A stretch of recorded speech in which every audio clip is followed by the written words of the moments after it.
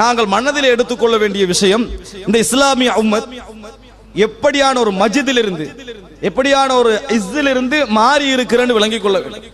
ஒரு காலத்தில் இந்த இஸ்லாமிய உம்மத்துடைய கையில் இந்த உலகத்துடைய ஜிமாம் இருந்தது, கடிவாளம் இருந்தது. இந்த சமுதாய இந்த உலக சமுதாயத்துடைய கடிவாளம் என்ன செய்தது? இந்த இஸ்லாமிய சமுதாயத்துடைய கையிலே இருந்தது.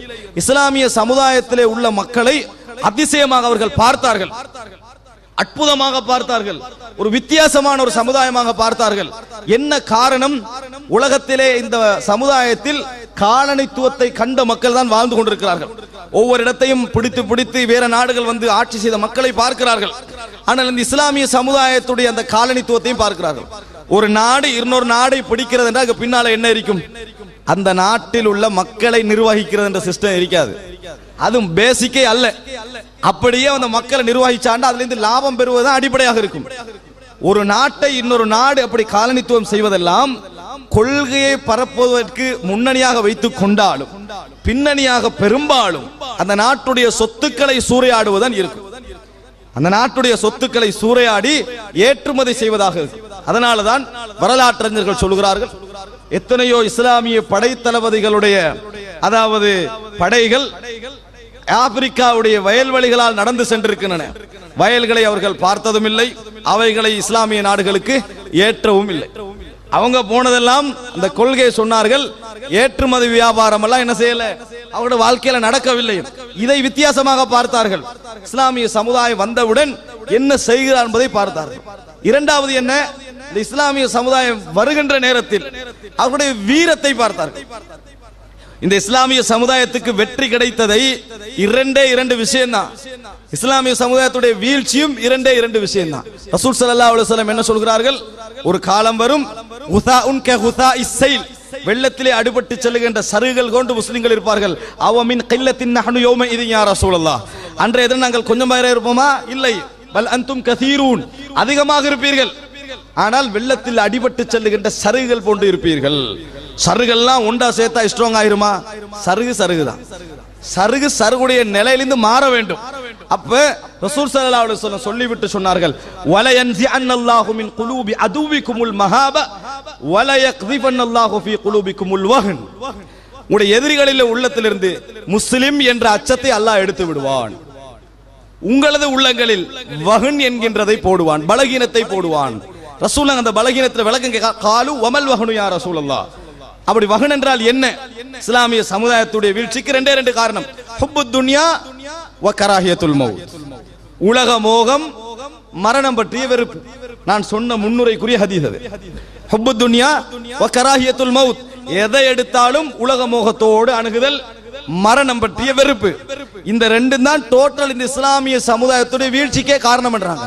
என்றைக்கு உலக மோகம் மற்ற மரணம் பற்றிய பயம் இல்லாமல் போகிறதோ அன்றைய தினம் இந்த இஸ்லாமிய சமுதாயத்தை சஹாபாக்களை பார்த்து எப்படி அந்நிய சமுதாயங்கள் அஞ்சியதோ, காலித் இப்னு வலீத் சொல்கிறார்களே, வாழ்வை நீங்கள் விரும்புவதை போன்று சாவை விரும்புகின்ற ஒரு சமுதாயத்தோடு நாங்கள் வந்திருக்கிறோம் ரலியல்லாஹு அன்ஹு. வாழ்வை நீங்கள் எந்த அளவுக்கு விரும்புகிறீர்களோ அதே அளவில் சாவுக்கு பயப்படாதே இல்ல, அதே அளவில் சாவை விரும்பக்கூடிய ஒரு சமுதாயத்தோடு, மரணத்தை விரும்பக்கூடிய ஒரு சமுதாயத்தோடு நாங்கள் வந்திருக்கிறோம். இது இந்த இஸ்லாமிய சமுதாயத்துக்கு கிடைத்த வெற்றி. அது வெற்றி என்பதை நாங்கள் புரிந்து கொள்ள வேண்டும்.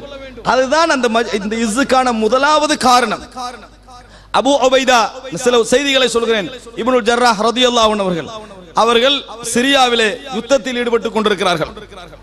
யர்முக் என்று நினைக்கிறேன். அந்த யுத்தத்தில் ஈடுபட்டுக் கொண்டிருக்கின்ற பொழுது அவர் இஸ்லாமிய சமுதாயத்துடைய பொருளியல் பொறுப்பை எடுத்துக் கொண்டிருந்தவர். அவருக்கு உமர் இப்னுல் கத்தாப் அவர்கள் அஞ்சுகிறார்கள், சிரியாவில் ஒரு தொற்று நோய் பரவுகிறது, அபூ உபைதா மரணித்து விட்டால் நம்மளுக்கு சிறந்த ஆலோசகர்கள் இல்லாமல் போய்விடும். ஒரு கடிதம் எழுதுகிறார்கள். இந்த கடிதம் கிடைத்தவுடன் உடனடியாக வாருங்கள் என்று இந்த கடிதத்தை படித்துவிட்டு அபூ உபைதா ரலியல்லாஹு அன்ஹு அவர்கள் பதில் எழுதுகிறார்கள், என் தோழர்கள் மரணித்துக் கொண்டிருக்க இந்த ஜிஹாதுடைய களத்தை விட்டு நான் வர விரும்பவில்லை, என்னை மன்னித்துக் கொள்ளுங்கள் அப்படி என்று சொல்லி ஒரு கடிதம் எழுதுகிறார்கள். இந்த கடிதத்தை எடுத்தவரும் உமர் இப்னுல் கத்தாப் ரலியல்லாஹு அன்ஹு அந்த மஜ்லிஸிலே கண்ணீர் விட்டு அழுகிறார்கள்.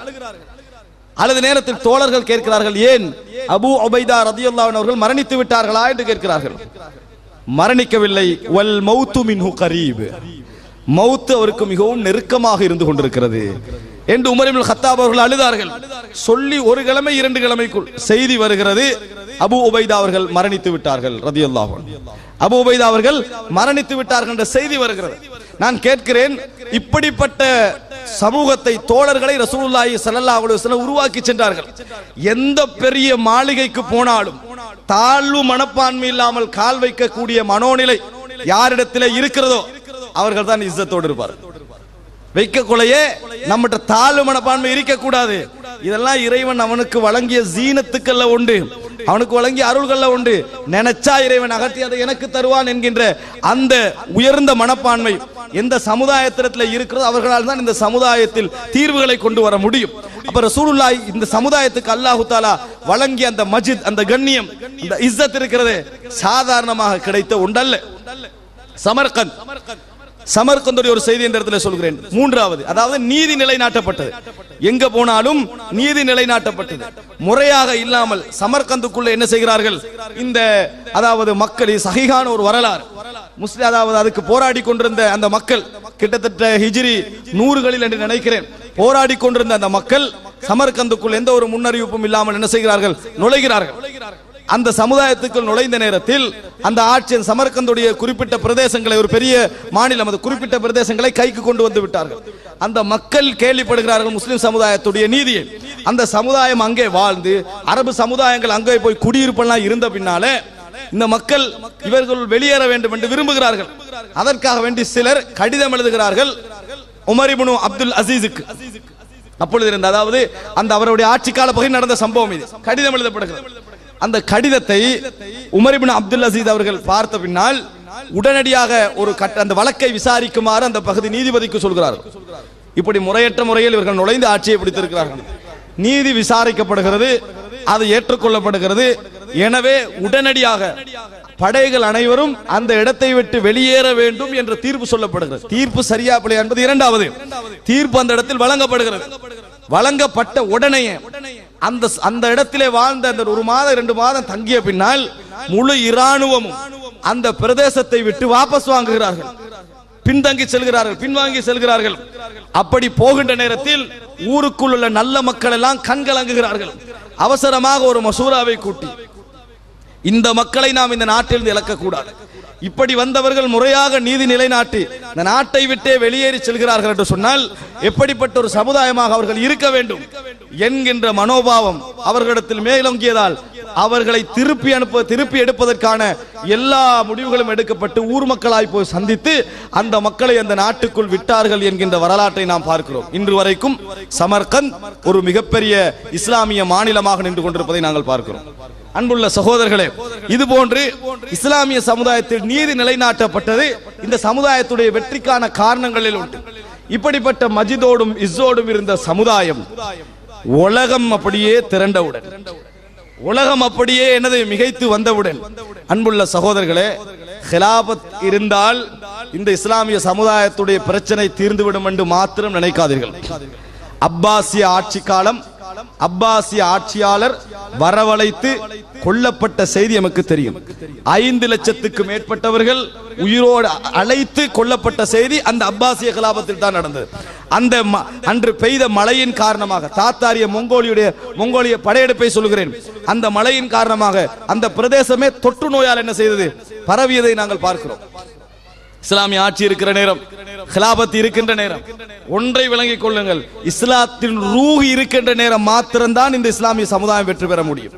அந்த உயிரோட்டம் ஹிலாபத் இல்லையா முஸ்லிம்களாலே முஸ்லிம்கள் அழிக்கப்பட வேண்டிய நிலைமை ஏற்படும். இப்ப நாங்கள் எல்லாம் ஒரு பாராட்டுக்குரிய ஹிலாபத்தாக சொல்லிக் கொண்டிருக்கக்கூடிய உஸ்மானிய ஹிலாபத்திற்கு எந்த அளவுக்கு நல்ல பக்கம் இருக்கிறதோ, எந்த அளவுக்கு இந்த இஸ்லாமிய சமுதாயத்துக்கான முயற்சிகள் இருக்கின்றனோ, வளர்ச்சிகள் இருக்கின்றனவோ, சேவைகள் இருக்கின்றனவோ, அதே அளவுக்கு இந்த இஸ்லாமிய சமுதாயத்துக்கு அவர்கள் செய்த அநியாயங்களும் இருக்கின்றன.